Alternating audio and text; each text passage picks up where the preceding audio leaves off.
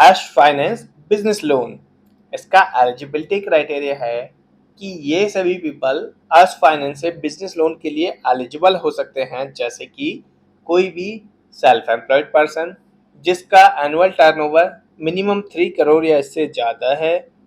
Applicant की as 25 year से 65 years के बीच में है, और अगर कोई को एप्लीकेंट है तो उसकी भी एज 25 ईयर से 65 ईयर्स के बीच में है, और सिविल स्कोर 650 ईयर्स से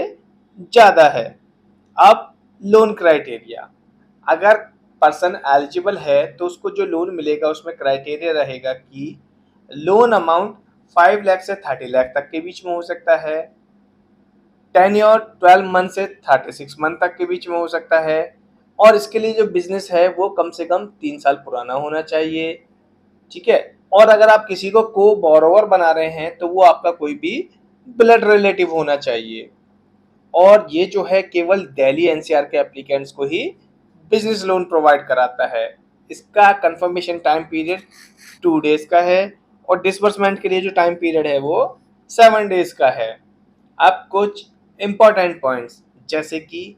ओनरशिप प्रूफ, इसके लिए ऑफिस जो है या रेजिडेंस जो है दोनों में से कोई एक दिल्ली एनसीआर में होना चाहिए। ठीक है, अगर आपकी दोनों लोकेशन यानी कि ऑफिस का एड्रेस भी और प्रॉपर्टी जहाँ पे आप खुद रहते हैं वो भी अगर दोनों रेंटेड प्लेस पर है, कि दोनों जगह आप रेंट पर रह रहे हैं, तो इनमें से कोई भी जो एक प्रॉपर्टी है जहां पर अश्व की ब्रांच अवेलेबल है उस लोकेशन पे होनी चाहिए। और अगर आप एक पार्टनरशिप फर्म या किसी एलएलपी या कंपनी में हैं तो आपका जो शेयर होल्डिंग परसेंटेज है वो 51% का होना चाहिए। अब कुछ नेगेटिव इंडस्ट्री, जैसे कि अगर आप school industry, grain traders, advocates, भट्टा वाला, jewellers, share traders, gym, liquor business, man power industry, coal industry, civil contractor, aviation sector या फिर रियल एस्टेट सेक्टर से बिलोंग करते हैं, तो अर्श फाइनेंस के लिए आपको नेगेटिव कंसिडर किया जाएगा और लोन नहीं दिया जाएगा।